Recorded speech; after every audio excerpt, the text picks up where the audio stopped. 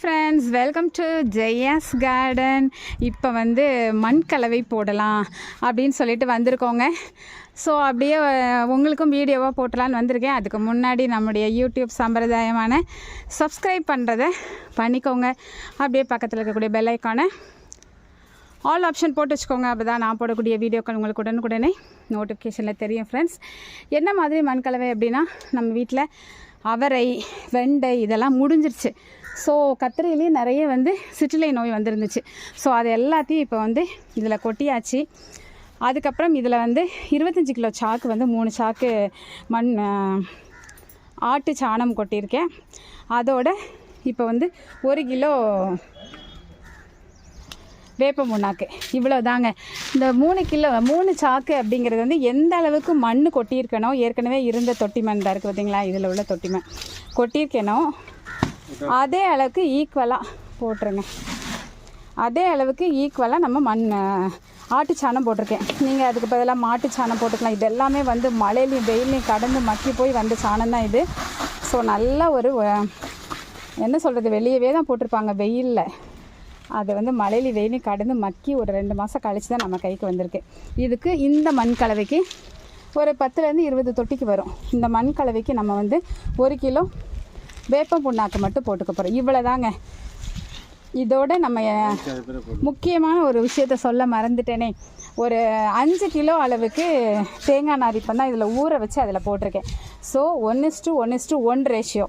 ஆட்டு சாணம், நார்மலாக இருக்கக்கூடிய மண், அது வந்து நீங்கள் தோட்டத்து மண்ணாக இருக்கலாம், செம்மண்ணாக இருக்கலாம், எது வேணாலும் எடுத்துக்கோங்க. அதோட ஈக்குவல் ரேஷியோவில் தேங்காய் நார் கழிவு, இந்த 3 ஈக்குவல் ரேஷியோவில் இருக்கணும். அதுக்கு வந்து எதுவும் பூச்சிகள் வராமல் இருக்க, எதுவும் வேர்ப்புழு தாக்கம் இல்லாமல் இருக்க இந்த வேப்பம் புண்ணாக்கு மட்டும் 1 கிலோ நான் சேர்த்துக்குவேங்க. இவ்வளோ தாங்க.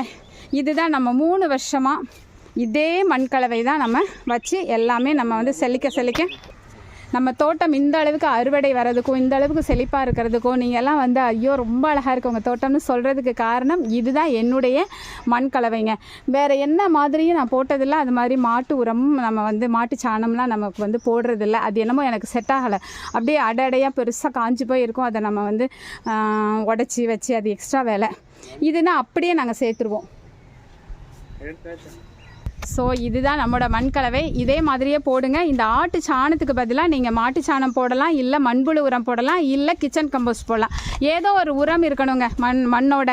அதே மாதிரி அது ஈக்குவல் ரேஷியோவில் மாடி தோட்டம்ங்கிறதுனால வெயிட் கம்மியாக இருக்கிறதுக்காகவும் பொலன்னு இருக்கிறதுக்காகவும் நீர் வந்து கம்மியாக விடணும். இந்த 3 காரணங்களாக தேங்காய் நார் கழிவு போட்டோம். இவ்வளவு தாங்க. அதுக்கு வந்து வேப்ப முன்னாக்கு நான் வந்து என்னென்னவோ சொல்கிறாங்களே உயிர் உரங்கள்னு சொல்லிட்டு, அதெல்லாம் இன்றைக்கி வரைக்கும் வாங்கினதும் கிடையாது, போட்டதும் கிடையாது ஃப்ரெண்ட்ஸ். ஸோ அதெல்லாம் இல்லாமலே தோட்டத்தை சூப்பராக வளர்க்கலாம், நல்ல அறுவடை எடுக்கலாம் அப்படிங்கிறது உங்களுக்கு தெரியணுங்கிறதுனால தான் அப்பப்போ நான் போடக்கூடிய மண் கலவையை உங்களுக்கு நான் போட்டுருவேன். இப்போ வந்து வீடியோவாக நான் போட்டுடுவேன். இப்போ நாங்கள் இது எல்லாத்தையும் ஒன்றா போட்டு வச்சுட்டோமா, அப்படியே எல்லா பக்கமும் படுற மாதிரி போட்டு வச்சுட்டு அதுக்கப்புறம் ஒரு கலவை போட்டுருவாங்க.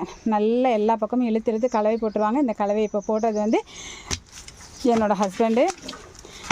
இதுக்கு மேலே நல்லா கலந்துப்புறம் கடைசியாக தான் நாங்கள் வந்து வேப்ப முன்னாக்கு போடுறோம் ஃப்ரெண்ட்ஸ். இவங்க வந்து இதை வந்து இப்படி கலக்கும்போது அந்த பக்கமும் இந்த பக்கமும் மாற்றி ஒரு 2-3 தடவை 4 தடவை அந்த மாதிரி கலக்குவாங்களாம். மண் கலக்கும்போது சும்மா அப்படி புட்டு செய்கிறதுக்கு மாவு பிசைவோம் தெரியுமா, அந்த மாதிரி பொலன்னு சூப்பராக ஆகிடும். எல்லாம் முடிச்சதுக்கப்புறமா அந்த மண் கலவை எப்படி இருக்குது, அப்படி சும்மா கருப்பு தங்கம் மாதிரி பொலன்னு ரவை எப்படி இருக்கும் அந்த மாதிரி ஆகிடுங்க. ஸோ அதுதான் நம்ம நல்ல ஒரு மண்கலவை போட்டிருக்கோம் அப்படிங்கிறதுக்கு உதாரணம். 2வது, அதனுடைய கலர் வந்து எல்லாம் கலந்து முடிச்சதுக்கப்புறம் அப்படியே ஒரு கருப்பு கலரில் மாறும் பாருங்களேன். அப்போவே நம்ம சரியான ரேஷியோவில் எல்லாமே கலந்துருக்கோம் அப்படிங்கிறத நம்ம தெரிஞ்சுக்கலாம். ஓகேங்களா? இப்போ நம்ம கலக்கிறத வெயிட் பண்ணி பார்க்கலாம். ஒரு தடவை கலக்கிறத மட்டும் காமிச்சிடுறேன். அதுக்கப்புறம் 2வது 2 கலக்கும் போது அடுத்து நான் உங்ககிட்ட காமிக்கிறேன். சரிங்களா? இப்போ பாருங்களேன், ஓரளவு ஒரு தடவை தான் கலக்கியிருக்காங்க. அப்போவே வந்து மண் எப்படி இருக்குது பார்த்தீங்களா? இப்போ லைட்டாக கொஞ்சம் இறுக்கமாக இருக்குல்ல. இதுக்கப்புறம் இன்னும் அடுத்தடுத்து கலக்கும்போது அப்படியே பொலன்னு மாறிடுங்க. அடுத்து இப்போ நம்ம வேப்ப முன்னாக்கு கலக்க போகிறோம். கலக்கும்போதே நம்ம வந்து எல்லா பக்கமும் பரவலாக போட்டுட்டோம்னு வச்சுக்கோங்களேன். இந்த மாதிரி கலக்கிறதுக்கு ஈஸியாக இருக்கும். எல்லா மண்லேயும் நல்ல ஒரு இது இருக்கும். நல்லா நம்ம எல்லாத்தையும் எடுத்து வச்சுட்டு அதுக்கப்புறம் நம்ம தொட்டியில் போட்டுட்டு உடனே விதை போட மாட்டோம். அதையும் நீங்கள் வந்து நோட் பண்ணிக்கோங்க. உடனே நம்ம விதை போடாமல் கொஞ்சம் வெயிட் பண்ணி கொஞ்ச நாள் அந்த மண்ணில் வந்து மருந்து ஏதாவது தெளித்தாலோ இல்லை லிக்விட் ஃபெர்டிலைசர் கொடுத்தாலோ எல்லாமே அதுக்குமே கொடுத்துக்கிட்டே வந்து அதுக்கப்புறமா தான் நம்ம விதை போடுவோம். சரிங்களா? அதே மாதிரி நீங்கள் பண்ணினீங்க அப்படின்னாக்க சூப்பராகவே உங்களுக்கு அறுவடை எடுக்கலாம். நான் மண் வந்து அள்ளி தொட்டியில் வச்சு எத்தனை தொட்டி வந்திருக்கு அப்படிங்கிறது வரைக்கும் இந்த வீடியோவை உங்களுக்கு நான் காமிச்சிடுறேன் தெளிவாக. சரிங்களா? பாருங்கள், அள்ளும் போதே எப்படி இருக்குது பாருங்களேன்.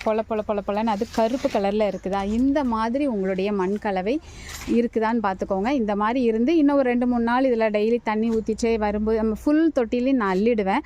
ஆனால் தண்ணி டெய்லி ஊற்றிட்டே வரும்போது என்ன ஆகும் அப்படின்னாக்கா அது நல்ல கீழே இறுக்கம் கொடுத்து ஒரு 3/4 இது அந்த அரை இதுக்கு இறங்கிரும். அதுக்கப்புறம் நம்ம வந்து நல்ல ஒரு செறிவூட்டின மண்ணாக மாறிடும். அதுக்கப்புறம் நம்ம தேவைப்படுறத விதையையும் செறிவூட்டி நீங்கள் அதில் போட்டு விட்டீங்க அப்படின்னாக்கா சூப்பராகவே வந்துடுங்க. அந்த மாதிரி நீங்களும் பண்ணுங்கள். நாங்கள் இப்போ தொட்டியில் எடுத்து வைக்கிற வேலையை பண்ண போகிறோம். இப்போ இந்த மண்கலவை வந்து அங்கே இருக்கக்கூடிய ஒரு 25 தொட்டி அந்த இடத்துல இருக்குது. அது எல்லாத்துக்குமே அள்ளுற அளவுக்கு ஒரு 3/4 பக்கெட் அள்ளணும் அப்படின்னாக்கா கரெக்டாக இருக்கும். அது நல்லா கீழே இறங்கி வரும்போது அரை பக்கெட் ஆகிடும். அரை பக்கெட் நம்ம போட்டு விதை போட்டு வளர ஆரம்பித்ததுக்கப்புறம் நம்ம வந்து ஒரு 10 நாளைக்கு ஒரு தடவையோ 20 நாளைக்கு ஒரு தடவையோ உரம் கொடுக்கறதுக்கும் அப்படியே 2-3 தடவை கொடுத்து அதனுடைய அறுவடை முடிகிற வரைக்கும் உரம் கொடுக்கறதுக்கு மேலே இடம் இருக்கும். இல்லை மேலே வரைக்கும் போட்டுட்டோம் அப்படின்னாக்க அப்புறம் உரம் கொடுக்கறதுக்கு இடம் இல்லாமல் போயிடும். ஸோ அந்த மாதிரி பார்த்துக்கோங்க. இப்போ நாங்கள் அதுக்கான பணிகளை செய்ய ஆரம்பிக்க போகிறோம். ஏன்னா அவங்க அள்ளி வைக்க நான் தூக்கி ஒவ்வொரு இடத்துல வச்சுட்டேன் அப்படின்னாக்க இருக்கிற இடத்துல கீழே இல்லாமல் இருக்கும். அப்போ கீழே தரையில் இல்லாமல் இருக்கும். அப்போ தான் நமக்கு சேஃபாக இருக்கும். ஏதாவது பூச்சி போய் உள்ளே உட்காராமல் இருக்கும். ஓகே, உங்களுக்கு வந்து இது ஓரளவு புரிஞ்சிருக்கும், பிரயோஜனமாக இருந்திருக்கும் அப்படின்னு சொல்லி நம்புகிறேன். உங்களுக்கு இந்த வீடியோ பிடிச்சிருந்தது அப்படின்னா கண்டிப்பாக ஃப்ரெண்ட்ஸ் அண்ட் ரிலேட்டிவ்க்கு ஷேர் பண்ணுங்கள். மறக்காம சேனலில் சப்ஸ்கிரைப் பண்ணி சப்போர்ட் பண்ணுங்கள். Okay, bye. Happy gardening. Take care. Bye. See you, Ma.